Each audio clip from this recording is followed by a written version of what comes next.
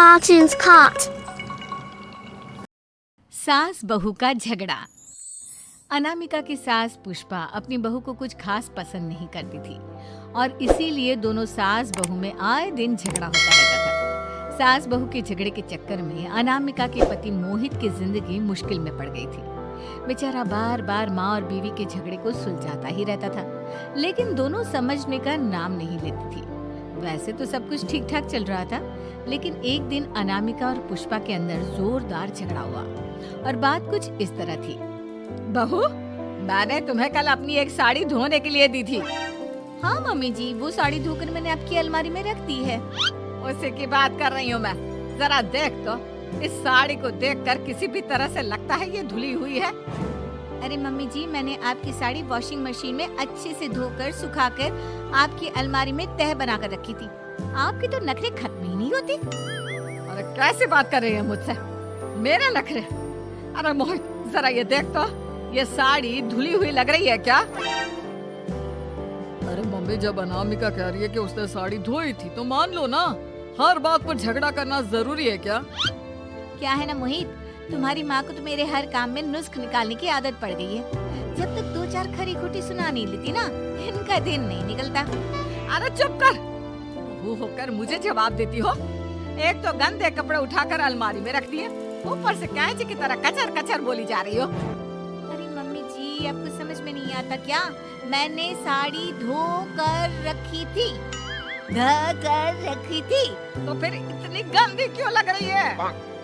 मुझे क्या पता मम्मी जी, आप इस पर इस तरह तेल और घी की चिकनाई के दाग लगाकर लाएंगी तो ये मेरी जिम्मेदारी थोड़ी ना है। अरे तो हाथ से धोना चाहिए था ना। मैं आपकी बहू हूँ, नौकरानी नहीं जो एक कपड़ा रगड़ रगड़ कर हाथ से धो दूंगी। आपको पहननी है तो पहनिए, नहीं तो रख दीजिए। तुझे तो मैं अच्छी तरह बताऊंगी, मुझे जवाब देती है। एक दिन सुबह के वक्त, अरे अनामिका, मेरी व्हाइट शर्ट कहाँ है? आज ऑफिस में बहुत बड़ा प्रेजेंटेशन है और मुझे वो व्हाइट शर्ट पहन कर जाना है। मुझे पता है, आपने मुझे 2 दिन पहले ही बता दिया था और आपकी शर्ट मैंने धोकर अच्छी तरह आयरन करके अलमारी में लगा दी है। जाइए वहाँ से ले लीजिए। अनामिका, ये तुमने क्या किया? ये देखो, शर्ट पर लिपस्टिक का दाग लगा हुआ है और ये तो एक जगह से जल भी गई है। नहीं नहीं मोहित, ऐसा नहीं हो सकता। मैंने तो तुम्हारी शर्ट ठीक से इस्त्री करके अलमारी में लगाई थी। तो फिर ये जल कैसे गई? अपने आप अलमारी में लटके लटके थोड़ी ना जल जाएगी। पर मोहित, मुझे अच्छी तरह याद है। देखो, अपनी गलती को छुपाने की कोशिश मत करो। और अगर शर्ट जल भी गई थी तो तुम्हें पहले बताना चाहिए था ना। मैं नई शर्ट लेकर आ जाता। अब ऐन वक्त पर शर्ट कहाँ से लेकर आऊं? मेरा इतना इम्पोर्टेंट प्रेजेंटेशन था, सब खराब हो जाएगा। अरे बेटा, क्यों परेशान होता है? ये देख, मैंने तेरे लिए पहले से ही एक नई व्हाइट शर्ट ला कर रखी है। लेकिन मम्मी, आप मेरे लिए व्हाइट शर्ट क्यों लेकर आई? अरे मुझे पता था तेरा प्रेजेंटेशन होने वाला है और अपनी इस बहू पर तो मुझे बिल्कुल भी भरोसा नहीं। क्या पता मेरी साड़ी की तरह तेरी शर्ट भी गंदी करके रख देती। और देख, वही हुआ ना।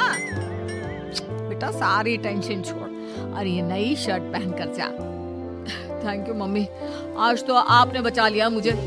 कुछ दिनों के बाद, अरे अनामिका, जानती हो, ऑफिस में मेरा जो दोस्त है ना अमर, आज उसका बर्थडे है और उसे तुम्हारे हाथ का चॉकलेट केक बहुत पसंद है। थोड़ा सा बनाकर टिफिन में रख दो ना प्लीज।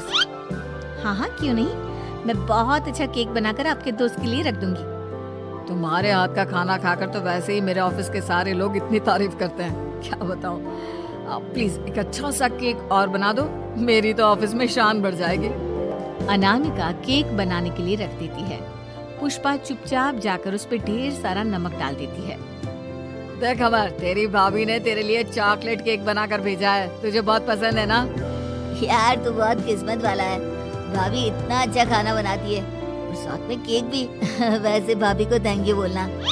थैंक यू बाद में, पहले तो ये केक खा कर देख। बहुत मेहनत से बनाया है अनामिका ने। अरे यार, इस केक में तो बहुत सारा नमक है। लगता है भाभी ने शक्कर की जगह खूब सारा नमक डाल दिया है। अरे मोहित, तू तो अपनी बीवी की कुकिंग की बहुत तारीफ करता फिरता है। जरा पूछना अपनी बीवी से केक में नमक कब से डलने लग गया? क्या यार, तुझे भी मेरा ही जन्मदिन मिला था बिगाड़ने के लिए? केक नहीं लाना था तो मत लाता, कम से कम मुझे इस तरह नमक वाला केक तो नहीं खिलाता। अरे नहीं यार, अनामिका ऐसा नहीं कर सकती, जरूर कुछ गड़बड़ हुई होगी। घर जाने के बाद अनामिका, अगर तुम्हारा केक बनाने का मन नहीं था तो ना बनाती, लेकिन मेरी बेइज्जती करवाने की क्या जरूरत थी? अरे आपकी बेइज्जती, ये आप क्या कह रहे हैं? मैंने तो सुबह आपको इतने अच्छे तरीके से केक बना कर दिया था। हाँ, लेकिन उसमें इतना सारा नमक डाल दिया था कि आज ऑफिस में मेरा अच्छा खासा मजाक बना है। मेरे सारे दोस्त हंस रहे थे मुझ पर। अरे बेटा, मैंने तो तुझे पहले ही समझाने की कोशिश की थी, एक नंबर की गैर जिम्मेदार है ये लड़की, कोई काम ठीक से नहीं करती। उस दिन भी गंदी साड़ी रख दी थी मेरी अलमारी में और झूठ बोल रही थी। कुछ दिनों के बाद अनामिका देखो, मैंने अपना लैपटॉप चार्जिंग पर लगाया है, उसे अच्छी तरह चार्ज होने देना। मेरी एक अर्जेंट मीटिंग है, प्लीज बीच में से हटाना मत। हाँ हाँ ठीक है, मैं नहीं हटाऊंगी। पुष्पा चुपचाप से जाकर चार्जिंग का बटन बंद कर देती है। थोड़ी देर बाद अरे ये लैपटॉप चार्ज क्यों नहीं हुआ? और ये बटन किसने ऑफ कर दिया? अनामिका इधर आओ। क्या हुआ? क्यों चिल्ला रहे इतना? अनामिका, मैंने तुमसे कहा था ना, मेरा लैपटॉप चार्जिंग पर लगा हुआ है, मेरी अर्जेंट मीटिंग है, तुमने इसका स्विच ऑफ क्यों कर दिया? अरे मैंने ऐसा कुछ नहीं किया, मैं क्यों स्विच ऑफ करूंगी? कुछ दिनों से देख रहा हूँ अनामिका, तुम मेरा हर काम बिगाड़ देती हो। ये कोई अच्छी आदत नहीं। कम से कम तुम्हें इस बात का तो ध्यान रखना चाहिए था कि मेरी कितनी इम्पोर्टेंट मीटिंग थी। अब क्या करूंगा मैं? आई एम सॉरी मोहित, लेकिन सच में मैंने जानबूझकर कुछ नहीं किया। अगर जानबूझकर नहीं किया तो क्या सब कुछ अपने आप हो जाता है? कभी मेरी शर्ट जल जाती है, कभी केक में नमक डल जाता है। आप मेरी बात क्यों नहीं सुनते? मैंने जानबूझकर कुछ नहीं किया। फिर से वही बात। अरे कितनी बार तुम्हें समझा चुका हूँ, इस तरह मेरा काम बार बार मत बिगाड़ा करो। तुम जानती हो मुझे कितनी प्रॉब्लम होती है। ऑफिस में तो पहले ही बेइज्जती करा चुकी हूँ, और अब ये मीटिंग, ये भी मेरे हाथ से निकल गई। अनामिका की समझ में कुछ नहीं आता कि आखिर उसके साथ ये सब क्या हो रहा था और क्यों हो रहा था। फिर कुछ दिनों के बाद मोहित अपने ऑफिस से कुछ फाइल लेकर घर आता है। अनामिका, ये कुछ फाइलें हैं, इन्हें संभाल कर रख दो, और प्लीज इस बार ध्यान से, कोई गड़बड़ी नहीं होनी चाहिए। नहीं मोहित, कोई गड़बड़ी नहीं होगी। मैं सारी फाइल्स अलमारी में लॉक करके रखूंगी और चाबी अपने पास रखूंगी। अनामिका, जरा अलमारी की चाबी तो देना। क्यों मम्मी जी, आपको क्या काम है? उसमें मोहित की जरूरी फाइल रखी है और मैं नहीं चाहती कि इस बार कोई भी गड़बड़ हो। पता नहीं कुछ दिनों से हर काम खराब हो जाता है। अरे मुझे उसमें से पैसे निकालने हैं और उसके बाद ले लेना अपनी चाबी। मैं खा नहीं जाऊंगी तुम्हारे पति की फाइल। अनामिका को अपनी सास पर शक होता है। चाबी देने के बाद वो चुपचाप छुपकर अपनी सास की हरकत देखती है। ये फाइलें उठाकर डस्टबिन में डाल देती हूँ, फिर देखना कैसे मोहित इसकी खबर लेगा। इस बार तो छोड़ेगा नहीं इसे। वैसे भी पहले मैंने जो कुछ भी किया है उसकी वजह से अच्छी खासी डांट पड़ी है, मजा आ जाएगा। अच्छा तो ये बात है, सारा काम मम्मी जी बिगाड़ देती है, वो भी इसलिए क्योंकि मेरा उनसे झगड़ा हो गया है। सास के जाने के बाद अनामिका मोहित को बुलाकर लाती है। क्या हुआ अनामिका, क्या दिखाना है? ये देखिए, आपकी फाइल डस्टबिन में पड़ी हुई है। इसीलिए तो कहा था संभाल कर रखना, और तुमने उठाकर ये फाइल डस्टबिन में डाल दी। मैंने नहीं, तुम्हारी मम्मी ने डाली है, मुझसे बदला लेने के लिए, ताकि तुम मुझे डांटो। और अगर मैंने डाली होती तो मैं तुम्हें दिखाने के लिए बुलाकर तो नहीं लाती ना।